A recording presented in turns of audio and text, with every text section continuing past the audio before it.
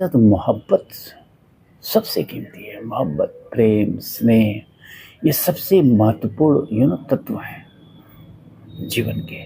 और अगर इसी परिप्रेक्ष्य में आप मोहब्बत की दुकान की बात करें, तो आप कल्पना कर सकते हैं कि मोहब्बत की दुकान जहाँ मोहब्बत खरीदी बेची जाती हो या मोहब्बत का आदान-प्रदान होता हो, आप दोनों दृष्टि से इसे ले सकते हैं, कितनी बेशकीमती स्थान होगा।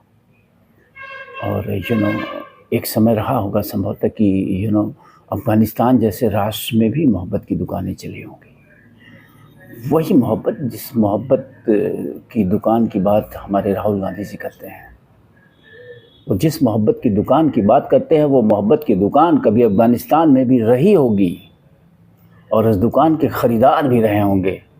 हमारे आपके बीच से हिंदू संस्कृति और सभ्यता को मानने वाले मोहब्बत की दुकान के खरीदार रहे होंगे और उसका परिणाम आपके सामने है। अफ़गानिस्तान, आज का अफ़गानिस्तान, आज का अफ़गानिस्तान उसका परिणाम है। उस मोहब्बत की दुकान से खरीदारी का परिणाम है।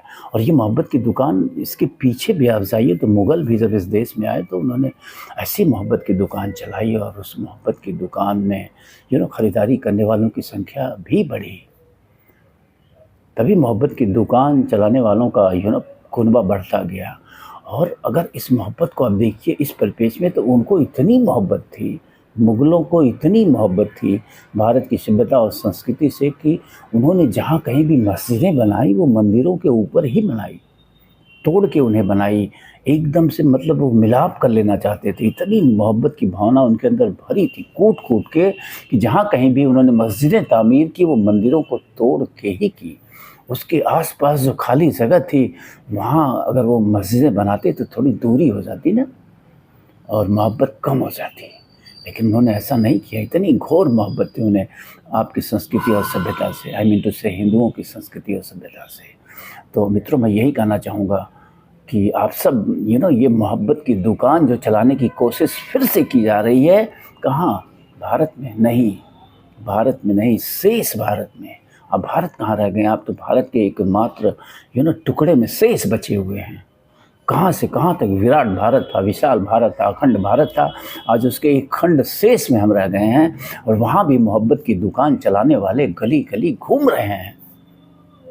कल के वीडियो में मैंने कहा था, गोल टोपी वालों से सावधान। खासकर हिंदू नेता जो गोल टोपी पहन के वोट मांगते हैं, इनसे हर हाल में सावधान रहने की ज़रूरत है।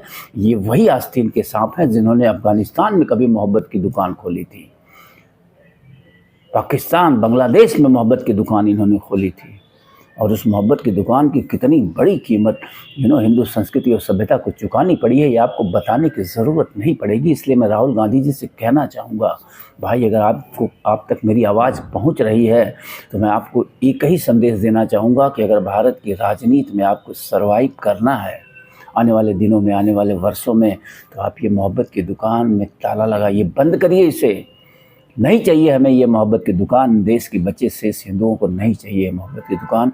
अभी तो गनीमत है कि एक कहा जाता है ना कि काठ की हाड़ी बार बार नहीं चढ़ती है। ऐसा तो राहुल गांधी ने महसूस किया ही होगा कि पिछले लोकसभा में उन्होंने मोहब्बत की दुकान के नाम पे और संविधान खतरे में है उसके नाम पे कुछ बरगला लिया लोगों को, और काठ की हाड़ी आंशिक रूप से चढ़ गई। और यूपी में सपा को भी उसका फ़ायदा मिल गया, कांग्रेस को भी कुछ सीटें मिल गई और भाजपा की सरकार दिल्ली में कमज़ोर हुई, इसमें दो राय नहीं है। लेकिन काठ की हाड़ी बार बार नहीं चढ़ती है, वो चढ़ गई, ख़त्म हो गई। महाराष्ट्र के चुनाव परिणाम ने ये बता दिया कि काठ की हाड़ी बार बार नहीं चढ़ती है। तो मैं राहुल गांधी जी से यही कहना चाहूँगा, मैं देश की जनता से भी यही कहना चाहूँगा कि मोहब्बत की दुकान से बचें। ये मोहब्बत की दुकान इस देश में तेज़ी से बढ़ रही है और इस शेष भारत जो बंटवारे के बाद आपको मिला था, उसमें भी ये मोहब्बत की दुकानें चमचमा रही हैं। अनेक प्रांतों में तेज़ी से इनकी संख्या बढ़ती जा रही है। तो अगर आप चाहते हैं कि आपकी हिंदू सभ्यता और संस्कृति बची रहे, इसकी सुगंध बची रहे, तो आपको निश्चित रूप से जो है मोहब्बत की दुकानों से बचना होगा। मोहब्बत की दुकान के ठेकेदारों से, मोहब्बत की दुकान के व्यापारियों से, इन सब से आपको बचना होगा। रही राहुल गांधी की बात,